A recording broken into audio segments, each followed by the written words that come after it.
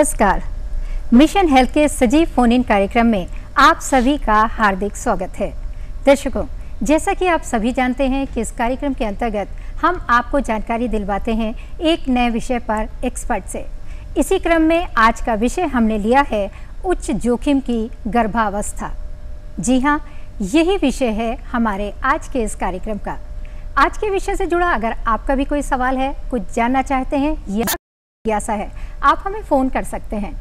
Phone करने के लिए जल्दी से कागज़ और कलम उठाइए, फ़ोन नंबर्स नोट कीजिए। फ़ोन नंबर्स इस प्रकार से हैं 0522-220-5756, दूसरा नंबर 0522-2288-698। एक नंबर और नोट कीजिए 0522-4076-802। फ़ोन आप ज़रूर करें, लेकिन फ़ोन करने से पहले टीवी सेट की आवाज़ को थोड़ा सा कम कर दें और सवाल को संक्षिप्त रखें। आज आपके सवालों के जवाब देने के लिए स्टूडियो में मौजूद हैं डॉक्टर स्वप्ना दास। डॉक्टर साहब का ताल्लुक राष्ट्रीय स्वास्थ्य मिशन उत्तर प्रदेश से है। आप महाप्रबंधक मातृ स्वास्थ्य हैं। डॉक्टर साहब, बहुत बहुत स्वागत है आपका स्टूडियो में। नमस्कार डॉक्टर साहब, ये हमारा लाइव फ़ोन इन प्रोग्राम है, कॉलर्स के फ़ोन आने शुरू हो जाएंगे, लेकिन उससे पहले मैं आपसे ये ज़रूर जानना चाहूँगी कि उच्च जोखिम की गर्भावस्था क्या है और क्यों होती है? देखिए, उच्च जोखिम गर्भावस्था जिसे हम हाई रिस्क प्रेगनेंसी कहते हैं जी, ये जो महिलाओं में, कुछ महिलाओं में पहले से प्रॉब्लम्स रहती हैं, जैसे उसको पहले ही भी ऑपरेशन से बच्चा हो चुका हो, अथवा उसको कोई बीमारी हो जैसे डायबिटीज़ है, ब्लड प्रेशर की बीमारी है, पिछली प्रेगनेंसी में हो सकता है उसको एक्लेम्सिया रहा हो जिसमें दौरे आए थे जी, या उसको अभी हाई ब्लड प्रेशर की बीमारी हो गई है, अथवा उसको पेट में एक बच्चे से ज़्यादा जैसे जुड़वा बच्चे हैं। अच्छा। इन सब महिलाओं को हम उच्च जोखिम युक्त गर्भावस्था में रखते हैं जी। डॉक्टर साहब, अगर हम लक्षण पहचानना चाहें तो कैसे पता चलेगा कि भाई महिला जो है वो उच्च जोखिम गर्भावस्था में है? देखिए, बहुत इम्पोर्टेंट चीज़ ये है कि हम बार बार आपके इस टीवी के माध्यम से भी मैंने बताया है कि हर महिला को अपनी जांच अस्पताल में करानी चाहिए। आपके यहाँ VHND केंद्र पे भी जो जांचें होती हैं, हमारी जो वहाँ पे ANM बहन जी जो करती हैं, तो 4 बार, कम से कम 4 बार अपने आप को पूरी गर्भावस्था में दिखाना है। पहली, दूसरी, तीसरी बार, चौथी बार। जब आप बार बार जाएंगी तो अगर आपके अंदर कोई भी प्रॉब्लम्स आ रही हैं तो वो पता चल जाएंगी। अच्छा। VHND में सारी जाँचें होती हैं, पेट की जाँच से लेकर खून पेशाब की जाँच। जब खून पेशाब की जांच करते हैं, हीमोग्लोबिन करते हैं, तब पता चल जाएगा पहले कि आपको खून की कमी है।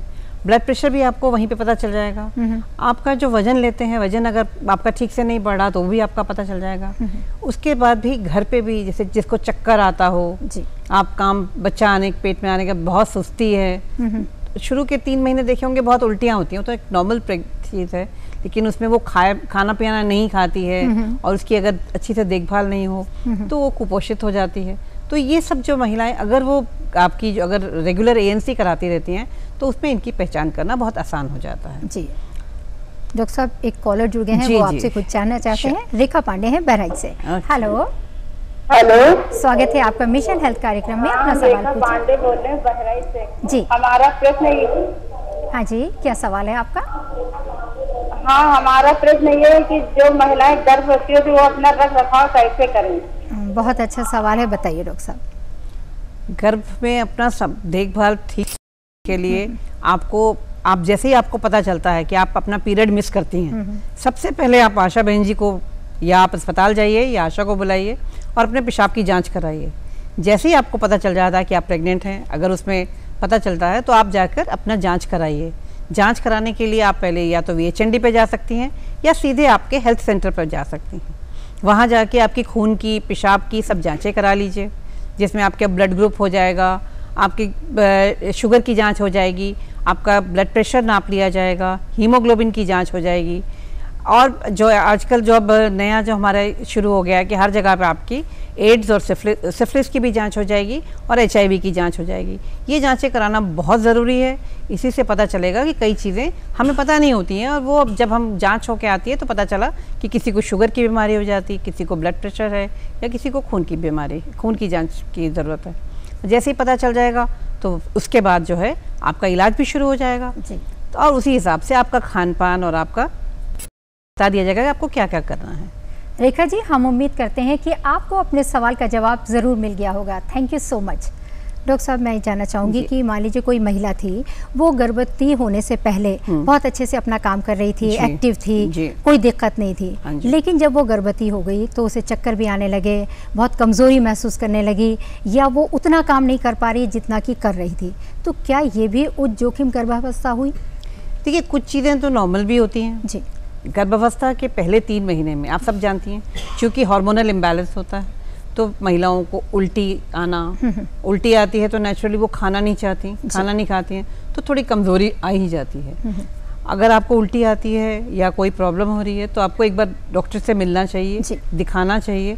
कई बार आप जो चक्कर की बात कर रही हैं या कमज़ोरी की बात कर रही हैं, कई बार खून की कमी होने की वजह से भी हो सकती है। डॉक्टर साहब हम ज़रूर इस बारे में जानकारी लेंगे। एक मेरे पास बहुत दूर से फ़ोन आ रहा है, पंजाब से। हेलो जी, जसमीत जी, क्या सवाल है आपका? मेरे ना किसी दर्द होगा तो मैं उठती बैठती हूँ, मेरा 8 मंथ चलता पिया वा। हेलो, प्लीज आपकी आवाज मेरे पास क्लियर नहीं आ रही है। पंजाबी में बोल रही हैं। आपसे रिक्वेस्ट है कि आप अपने टीवी सेट की आवाज को थोड़ा सा कम कर दीजिए और सवाल पूछिए। मैम बस ये टीवी तो अच्छा। हाँ जी, क्या सवाल है, रिपीट कीजिए अपना। मैम मेरे ना लोअर एब्डोमेन के नीचे नहीं, जिथे अपने यहाँ हुंदा इंटरनल पार्ट ਹੁੰਦੇ ਆ, ਉੱਥੇ ਜਦੋਂ ਉੱਠਦੀ ਬੈਠਦੀ ਆ ਤਾਂ ਉੱਥੇ ਦਰਦ ਹੁੰਦਾ और यूरिन से इंफेक्शन नहीं ठीक हो रही है कि ਕੀ ਕਰਾਂ? अच्छा, मैं ये जानना चाहती हूँ कि आपकी एज कितनी है? एज मैम 29 है। डॉक्टर साहब 29 है मैम, फर्स्ट है बेबी मेरा, फर्स्ट बेबी है। हाँ, ये जो है गर्भावस्था में ये चीज़ भी हो सकती है, इसलिए हम पहले ही कहते हैं जब आप पता चलता है, जितनी बार आप जांच कराने जाती हैं, एक पेशाब की जो है रूटीन माइक्रोस्कोपिक भी होनी चाहिए। अब अगर आपको यूरिन में इन्फेक्शन है और जिस वजह से आपको नीचे दर्द हो रहा है, तो आप एक तो आप पानी ज़्यादा पीजिए, हाँ जी, और डॉक्टर को दिखाइए और अपना यूरिन कल्चर करा लीजिए। हो सकता है आपको इन्फेक्शन है और उस वजह से आपको कुछ कैप्सूल्स भी लेने पड़े या कुछ इंजेक्शन लगवाने पड़े, जिससे ये ठीक हो सकता है। ये आपको ज़रूर जाना चाहिए अपने इंस्टीट्यूशन में और वहाँ पे ये कल्चर की जांच जरूर करा लीजिए। जसमीत जी, फ़ोन करने के लिए बहुत बहुत शुक्रिया, आपने हमें इतनी दूर से फ़ोन किया। डॉक्टर साहब, अब हम यहाँ पे थोड़ी देर के लिए रुकना चाहेंगे जी। मिशन हेल्थ का ये सिलसिला यूं ही चलता रहेगा, लेकिन एक छोटे से ब्रेक के बाद कहीं जाइएगा नहीं, stay tune. Welcome back after the break.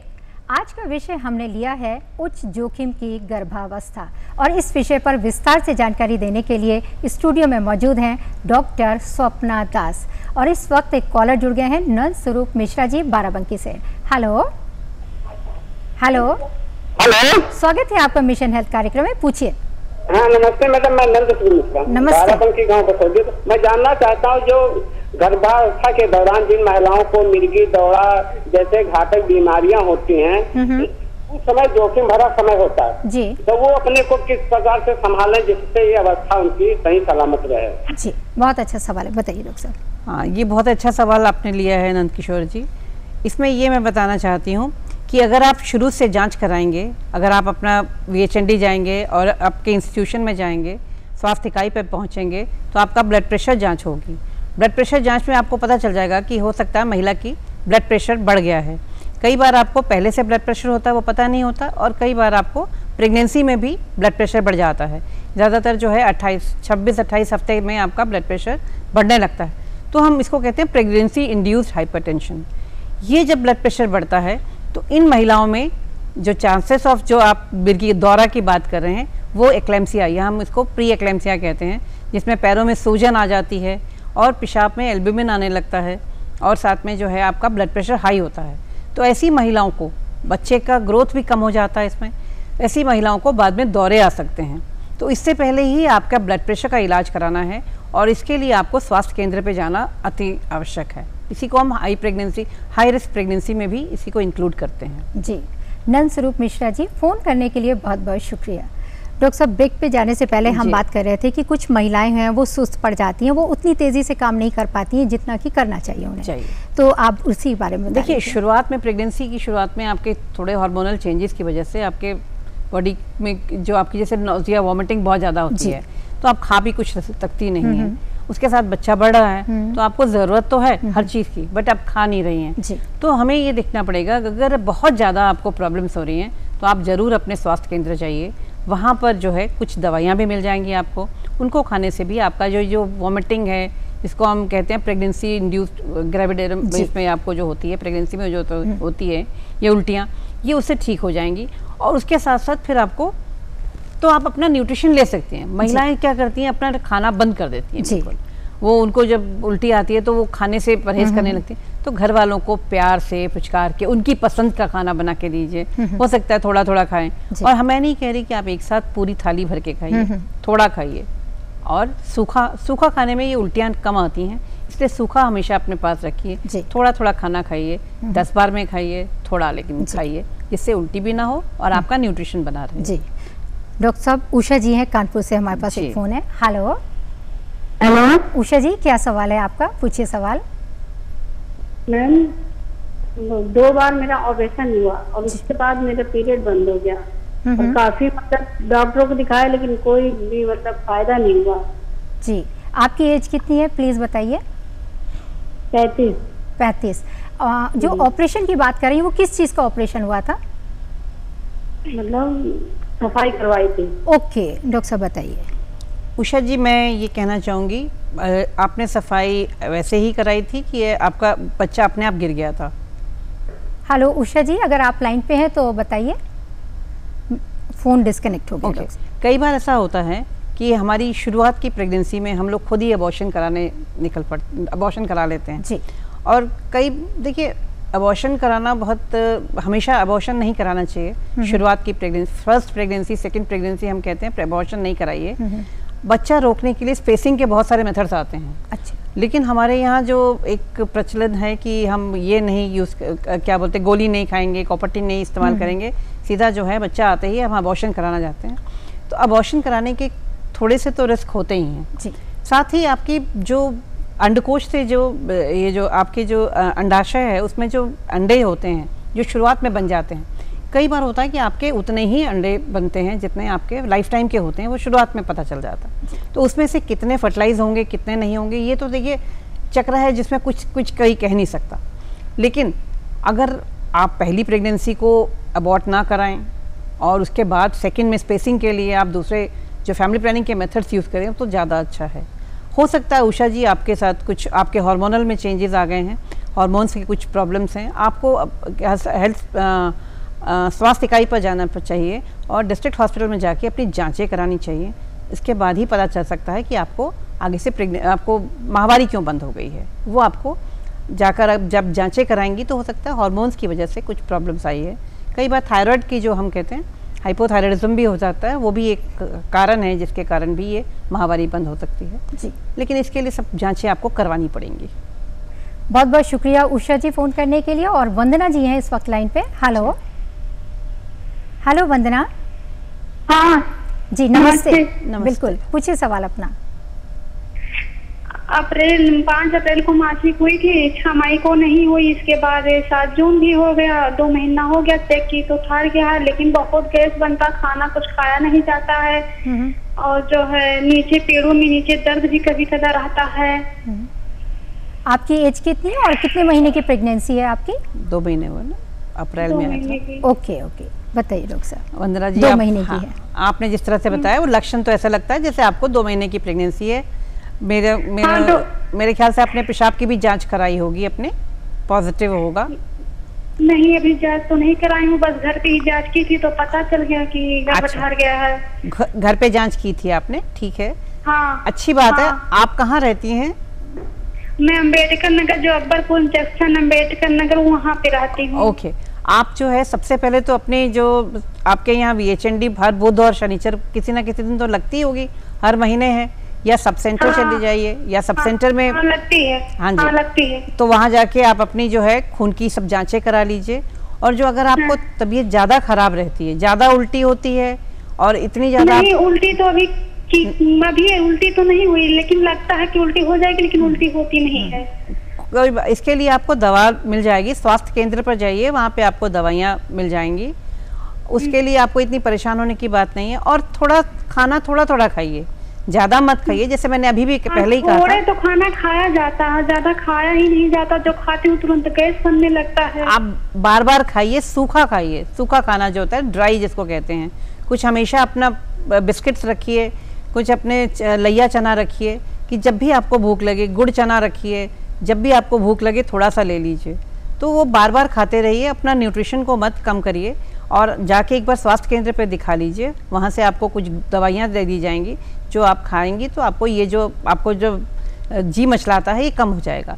और वैसे ये कोई परेशानी की बात नहीं है, एक आध महीने में ये ठीक हो जाएगी, फिर आप बिल्कुल नॉर्मली खा सकती हैं। वंदना जी, फोन करने के लिए बहुत बहुत शुक्रिया और मिलते हैं एक छोटे से ब्रेक के बाद। मिशन हेल्थ कार्यक्रम में आपका एक बार फिर से स्वागत है। आज हम बात कर रहे हैं उच्च जोखिम की गर्भावस्था और इस बारे में विस्तार से जानकारी दे रही हैं डॉक्टर स्वप्ना दास।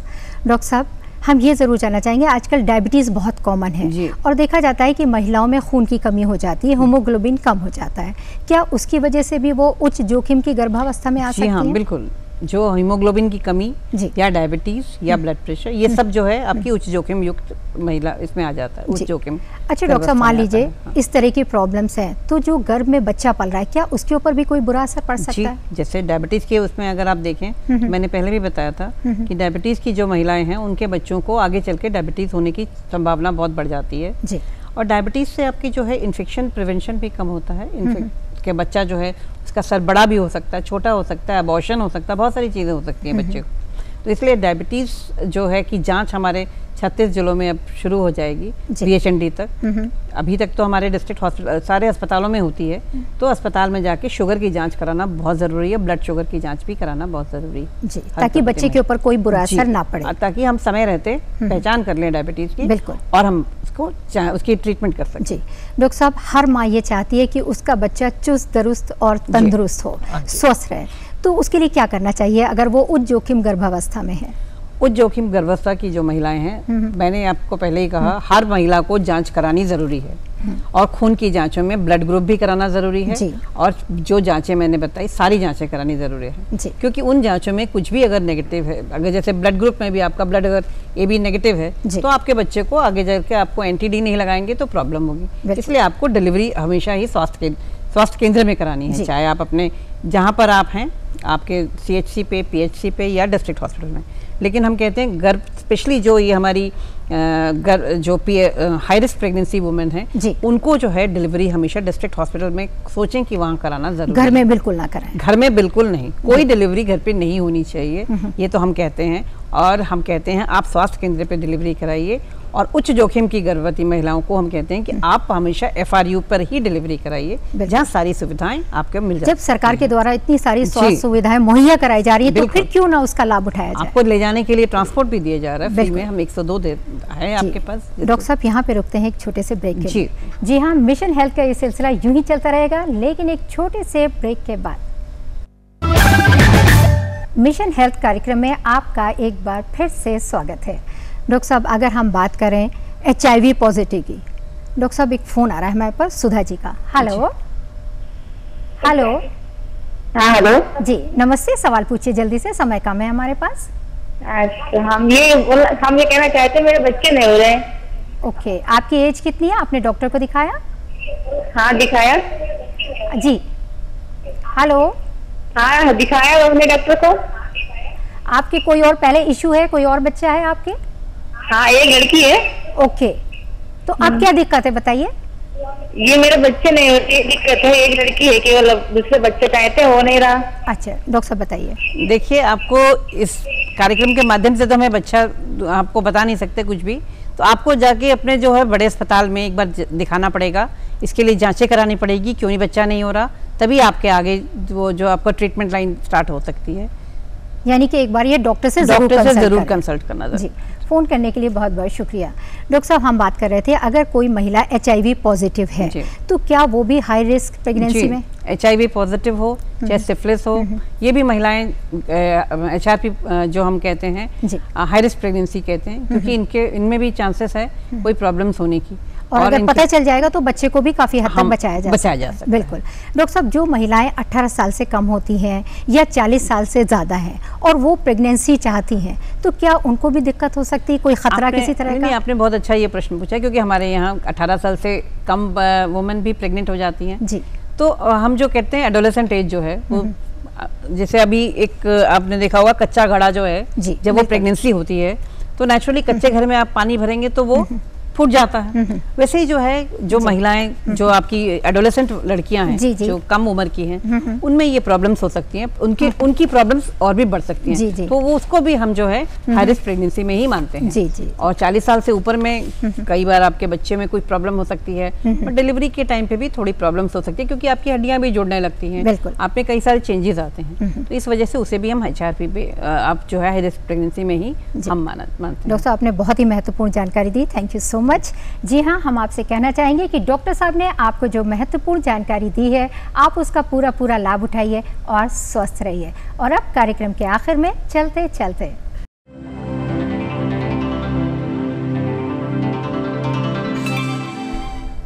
जैसे कि आप जानते हैं कि इस कार्यक्रम के आखिर में हम आपसे एक सवाल पूछते हैं, तो बस वक्त हो गया है, जल्दी से कागज और कलम उठाइए और नोट कीजिए आज का प्रश्न। हमारा आज का सवाल है, उच्च जोखिम गर्भावस्था का कारण क्या होता है? जी हाँ, यही सवाल है और इस सवाल का जवाब आप हमें जल्द से जल्द डाक या ईमेल के जरिए भेज सकते हैं। इसके लिए नोट कीजिए आप हमारा पता और ईमेल। हमारा पता है प्रस्तुतकर्ता मिशन हेल्थ, कमरा नंबर 205, दूरदर्शन केंद्र 24 अशोक मार्ग, लखनऊ 226001। और हमारा ईमेल आईडी है missionhealth.ddupLKO@gmail.com। आप हमें खत ज़रूर लिखें, हमें आपके खत का बेसब्री से इंतज़ार रहेगा। और इसी कामना के साथ आप सभी लोग स्वस्थ रहें, सुखी रहें, हंसते रहें, मुस्कुराते रहें और मिशन हेल्थ कार्यक्रम ज़रूर देखते रहें। इसी के साथ डॉक्टर साहब मैं आपसे भी विदा लेती हूँ। आप स्टूडियो में आई हमारे व्यूअर्स को इतनी इंपॉर्टेंट जानकारी दी, थैंक यू सो मच।